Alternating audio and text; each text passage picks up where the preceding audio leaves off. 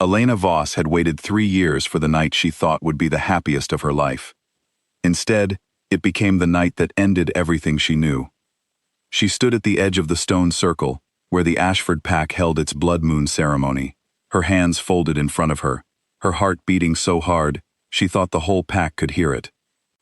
Around her, hundreds of wolves in human form stood in silence, waiting for their alpha to speak. Damien Cole, tall and broad-shouldered, with the calm confidence of a man who had never lost anything in his life, stood a few steps away from her. He was her mate. He had been her mate since she was 17 years old, since the night the moon marked them both, and the bond settled into her chest like a second heartbeat. She had trained warriors for this pack. She had healed the sick when no one else could stand the smell of sickness. She had smiled through long nights alone, while Damien traveled for pack business, telling herself that a future Luna had to be patient, had to be strong, had to wait her turn. Her turn never came. Damien raised his hand, and the crowd went quiet.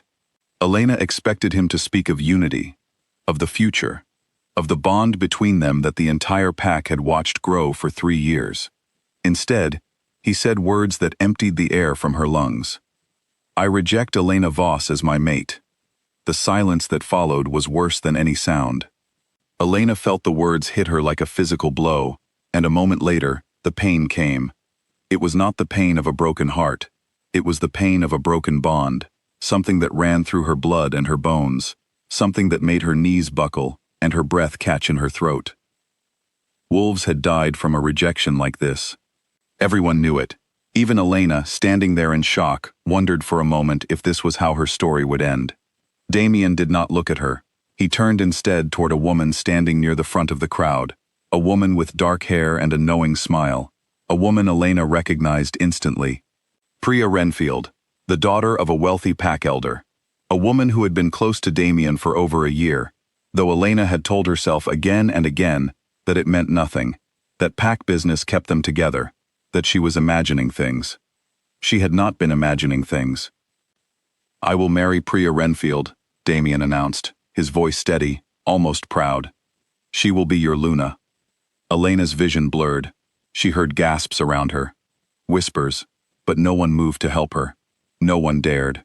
To stand beside a rejected mate, even for a moment, was to invite the alpha's anger. She understood that. She had watched other wolves suffer the same fate, and had done nothing, because that was the law, because that was survival. Now it was her turn to learn what that silence felt like from the other side. She fell to her knees in the dirt, and the pain in her chest was so sharp she thought her heart might actually stop. But it did not stop. Somewhere beneath the agony, something else stirred.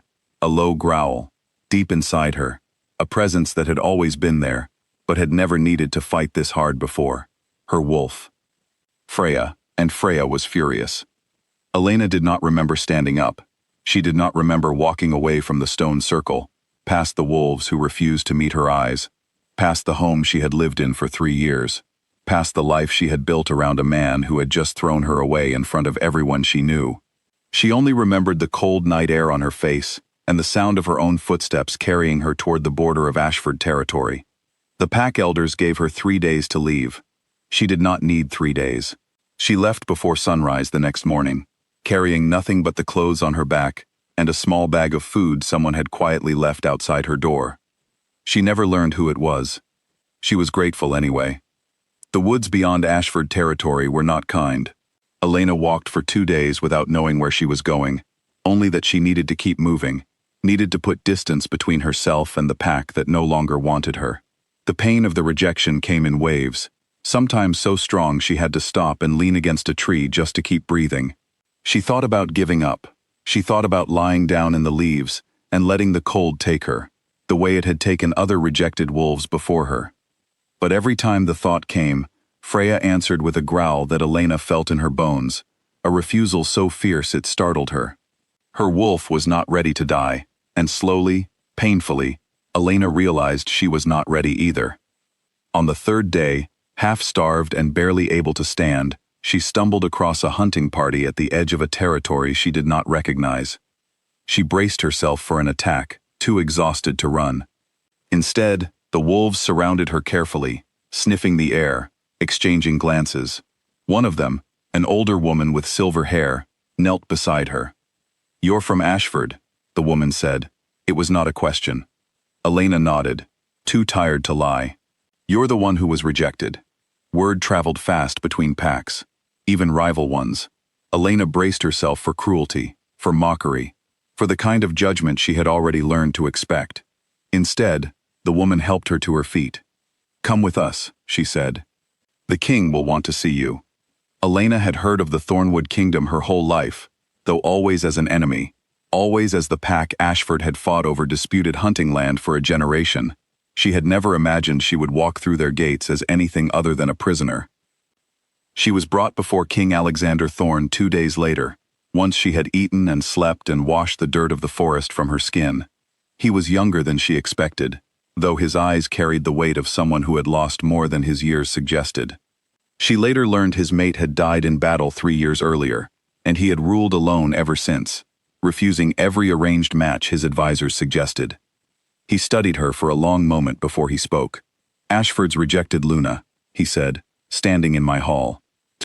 Elena lifted her chin, though her legs still trembled with exhaustion. "I am not Ashford's anything anymore."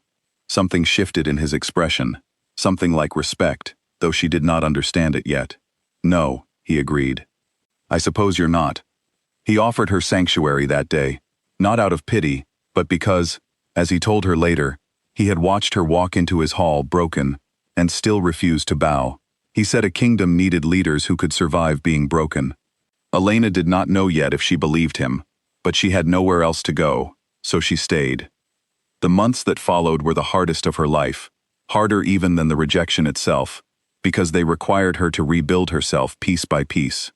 She trained with Thornwood's warriors, many of whom doubted a rejected wolf from an enemy pack had anything to offer. She proved them wrong in the training circle, again and again, until doubt turned into grudging respect. She learned Thornwood's laws, its history, its people. She spent long hours with the pack healers, tending wounds the way she once had in Ashford, and slowly, the kingdom that had taken her in began to feel less like a refuge and more like a home. Alexander watched all of this happen from a careful distance. He did not push her, did not demand anything from her the way Damien always had. When he sought her opinion on pack matters, it was because he valued it, not because tradition required it. When he stood beside her at gatherings, it was because he chose to, not because a moon-forged bond told him to. For the first time in her life, Elena began to understand what it meant to be wanted, simply for who she was, without fate or duty forcing the choice.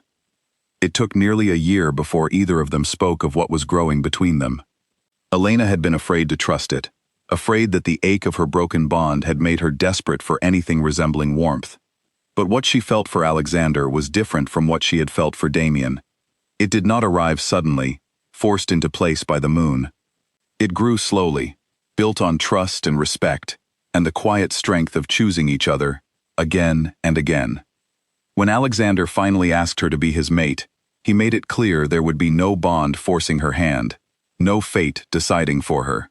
"I want you to choose this," he said, "the way I am choosing you." Elena chose him. The kingdom of Thornwood crowned her queen on a clear autumn evening, in a hall filled with warriors who had once doubted her, and now stood proudly beside her. There was no mark of destiny binding her to Alexander, only the truth that she had earned her place among them, one hard day at a time. Word of her rise reached Ashford within weeks. Damien's pack had not fared well in her absence.